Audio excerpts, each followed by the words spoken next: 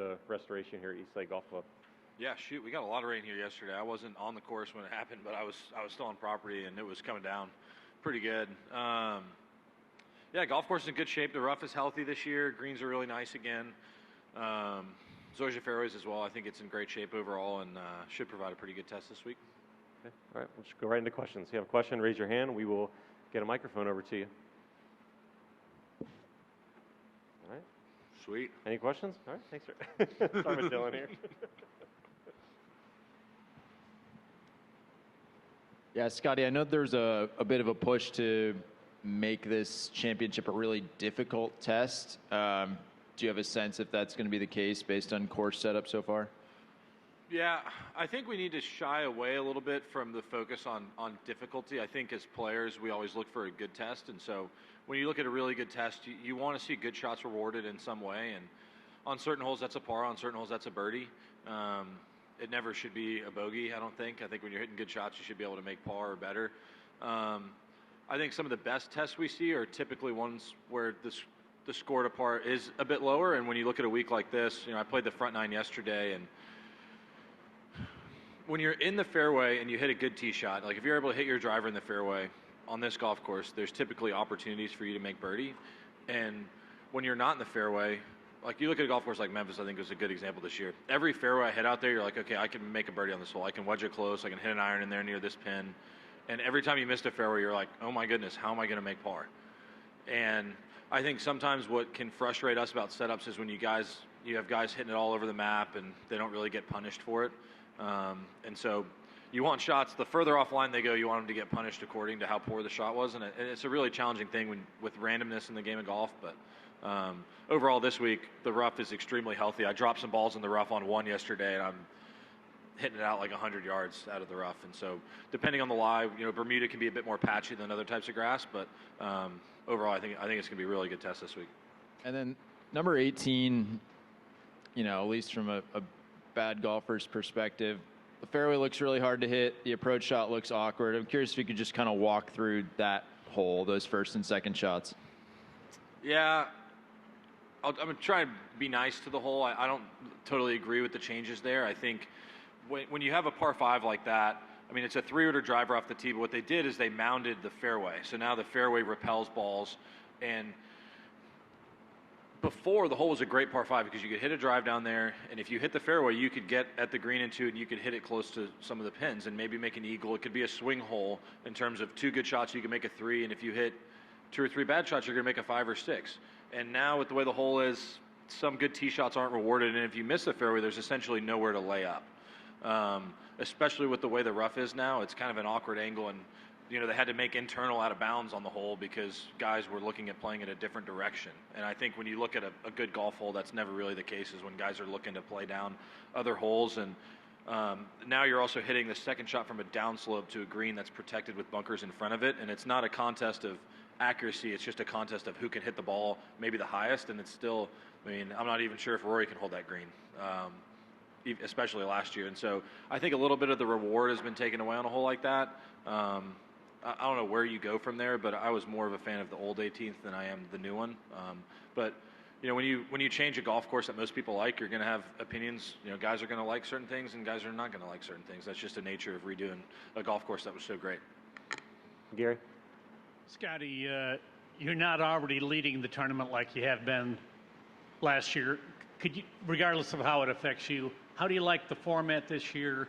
Is this the best way to finish it? Everybody starts even. What are your thoughts on that whole setup? Yeah, I guess no more sandbagging for me at the end of the year. I was not a huge fan of the starting strokes format. I was a fan of the points format, but I understand why people wanted to move away from that, with FedEx being a huge sponsor and having to give out 2 trophies at the end of the week and explaining the season-long race. And this, to me, is a much simpler format to end the year. And in order to qualify for this championship, you have to have a great year. To be one of the 30 best players on our tour and make it to this tournament is an extreme accomplishment. And one of the things people may pick apart is, well, some guys can win the season-long race without winning a tournament until the tour championship. And I would argue making the tour championship without winning a tournament is a pretty cool accomplishment. Not in the sense of not winning, but you have to put together a really consistent, great season in order to qualify for the tour championship, especially without winning. And then when it comes to this week, we all start even par, and it's time to go chase what you want. In order to win tournaments, you have to play good golf at the right time, and if you want to win our season-long race, you have to play really good golf at the end of the season. And going into this week, it's we all start even par, and it's time to go. If you want to win the FedEx Cup, you got to go win this week.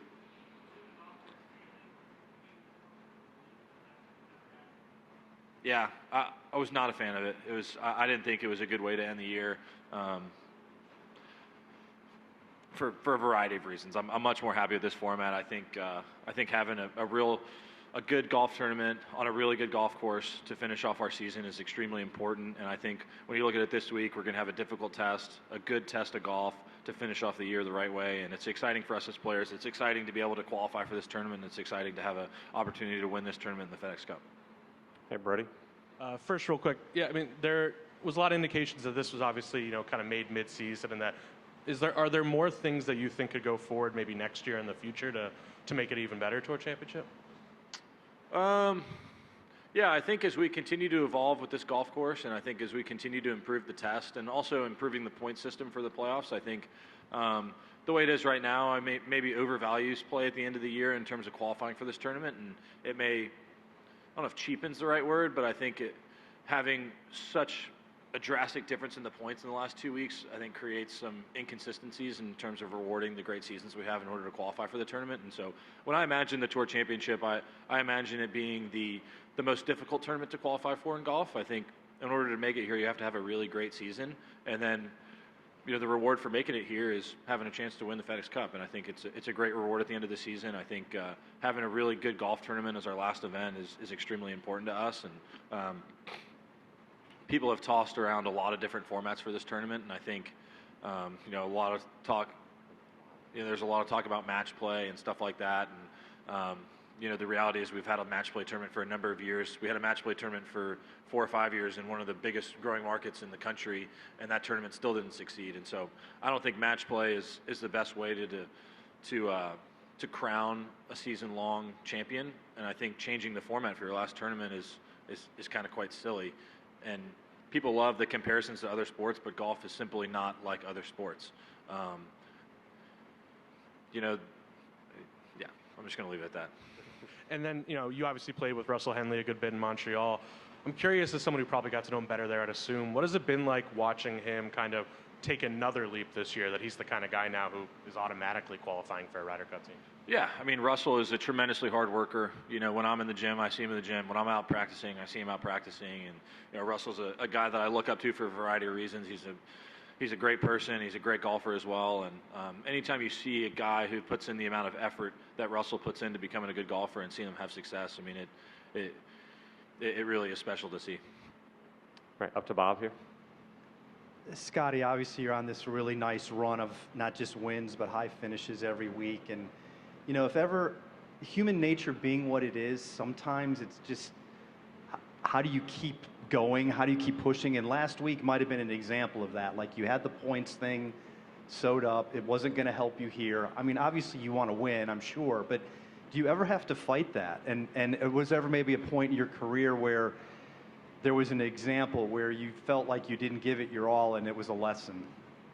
Yeah, I think over the course of my career, there's definitely been tournaments and shots that I would like to have back in terms of, like, that was the one thing I always learned.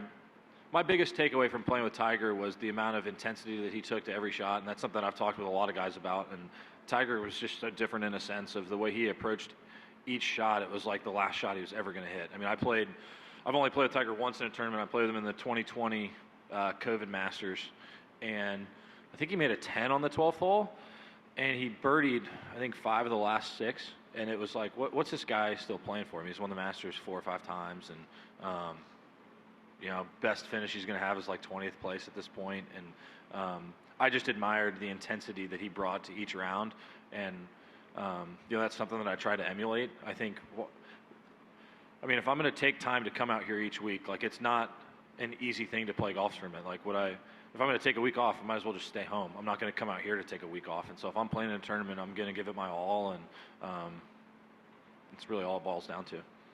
Time for a few more. Over here, Don. Scottie, as you keep getting better and better, you're now becoming more of a personality away from the golf course. You're the guy that everybody wants to hear from. You're playing starring roles in movies. How have you grown into that role, and do you feel more comfortable with being in the position you're now in away from the course? Yeah, I mean, for me, nothing really has changed. I mean, if you guys want to ask me questions, I'm more than willing to answer them. To be honest with you, I don't really have much to say. It's like because my life hasn't changed. You know, I have essentially sometimes what feels like a double life. You know, I come out here and I play tournaments and have a lot of fun doing it, and it's an amazing experience. And then when I go home, you know, have the same friends, I practice at the same golf course. I mean, my home life hasn't changed a bit since I've had some success out here, and my life on tour has changed a good amount. You know, it's a lot different for me to show up to a golf tournament. That's why I talk about, you know, if I show up to a golf tournament, I'm here for a purpose, and that's to compete as hard as I can. You know, if I want a vacation, I'm going to go on vacation. I'm not going to show up to a golf tournament to have a week off. Like if I want a week off, I'm getting out of here. I'm getting out of the public eye. I'm going home. I'm going to retreat a little bit and get rest so that I can come back out here and compete. And yeah, I guess nothing really has changed for me very much. I don't really know how to elaborate on it other than that. Let's have a couple more here. Doug and Adam. And a couple of them, Scottie. Was there ever a time early in your career when, you know, over a 72-hole tournament that you weren't into it as much as you should have been on a first 9 Thursday or something like that? You kind of eased your way in, and a kind of reminder that you need to be ready to go from the get-go. Was that ever an issue? Oh yeah, that's something I feel like I've talked about a decent amount. Is the biggest change I felt like I made my first couple years on tour to 2022 was the question always was, hey, how come you haven't won? And the reason I felt like I hadn't won yet is I hadn't put myself in position enough times. I'd only played in a couple final groups. I always found myself just a little bit on the outside looking in, and that's one of the things I learned from playing with Tiger. I was like, you know, we're in 20th place or whatever going into Sunday at the Masters. Tiger's won 5 Masters. He's got no chance of winning the tournament. And we showed up on the first hole, and I was watching him read his putt, and I was like, oh my gosh, like this guy is in it right now. And that was something that I thought about for a long time, and I felt like a change I needed to make was bringing that same intensity to each round and each shot. And I feel like the reason I've had success in these tournaments is like I don't hit the ball the furthest. Like the things that I do on the golf course, other people can do. I think it's just the amount of consistency and the intensity that I bring to each round of golf is not taking shots off, not taking rounds off, not taking tournaments off. Like when I show up at a tournament, I'm here for a purpose, and that's to compete hard, and you compete hard on every shot. And I think it's a lot easier said than done, and I think I've been in a good headspace the last couple of years where I've been able to stand up over a ball and focus on what I'm doing and just try and pull it off. Well, kind of to what Gary had mentioned earlier, was there anything to the psychology or the weirdness of starting a tournament with a 2-shot lead before you've hit a shot, of getting into it? I'm sure you were, but was there anything that made that weird? Yeah, it's very weird. You know, when you talk about expectations and stuff like that, you know, the Tour Championship for me was a tournament that I hadn't won before. I had, you know, a pretty tough loss to Rory here in 2022.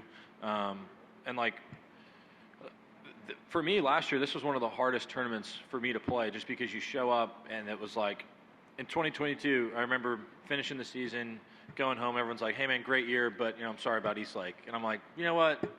Yeah, I'm mad I lost too, but at the end of the day, I had a pretty cool year. You know, I played some great golf, and it just frustrated me. It's like, I think it was Phil Jackson said, you know, you're only a success at the time you're performing a successful act, and it just irked me so bad finishing off the year where guys are like, hey, great playing, I'm sorry about how it ended, you know. And it's like, you know what, man, I mean, won the Masters this year, won a few other tournaments. It was a pretty good year.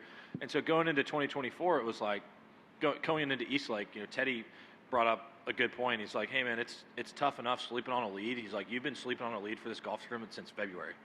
Like, I was leading the entire year in the FedEx Cup, and it all comes down to a 4-day tournament on a golf course that I hadn't really played great on.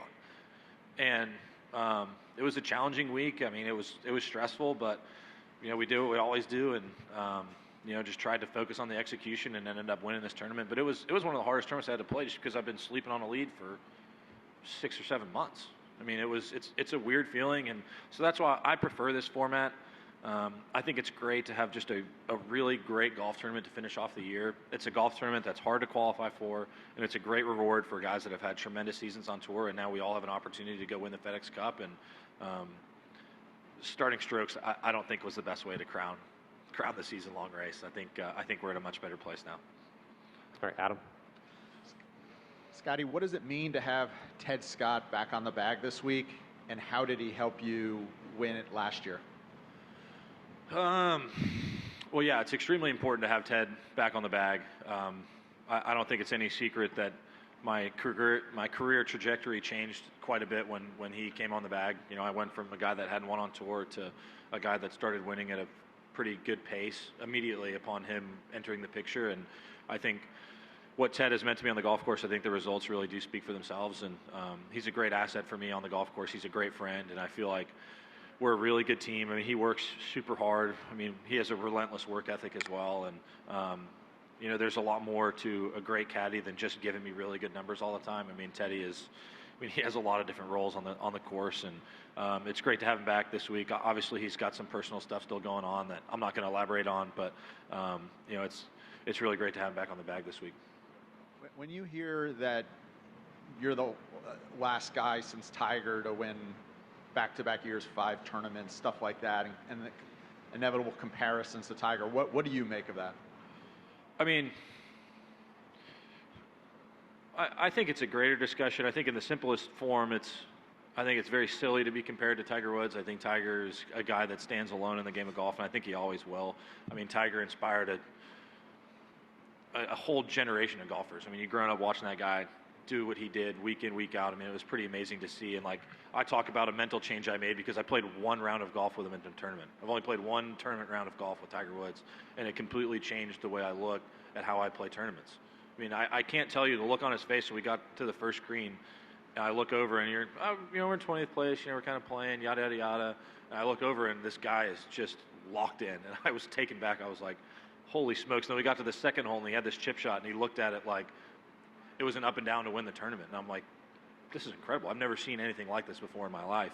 And so I think he completely transcended the game of golf. And I think when it comes to me, I don't even like comparisons to other players because I think when we come out here, I'm doing the best that I can to be the best version of myself. I don't think about legacy. I don't think about the past. I try to get the most out of myself each week. And I don't really love the comparisons at all. All right, Scottie, to finish up, we have a question from Vincent here. Good morning, Scottie. I'm a big fan of yours. Good morning, Vincent. I'm currently a senior at Drew Charter High School, and I'm on the golf team. I was kind of just wondering if you have any tips for us as we head into this year as we're competing for a state championship. What are some advice you can give us? I would say when I step up on the first tee, the thing I focus most on is my preparation. And when it comes to tournament golf, you always want to win tournaments, but what it comes down to is trying to execute each shot. And so when I get on the first tee, I want to be able to tell myself that I did everything that I could in order to play well that week. So I've done the practice, I've gotten used to the course, I've spent the time in the gym, I've got my mind right, I've checked all the little boxes that I need to in order to play well. And so when it comes time to hit that first tee shot, I can swing freely and know that it's just time to compete. I'm not worried about the other stuff. I'm not worried about anything outside of trying to compete in that golf tournament. And so the thing I always fall back on is the work that I've put in to get to that point. And so I would encourage you guys to continue to work hard and have fun while you're doing it. I mean, playing high school golf is such a great joy. I mean, playing with my teammates growing up, like I have so many great memories of my buddies growing up playing golf, and enjoy it, enjoy the practices, and just have fun with it. Thank you.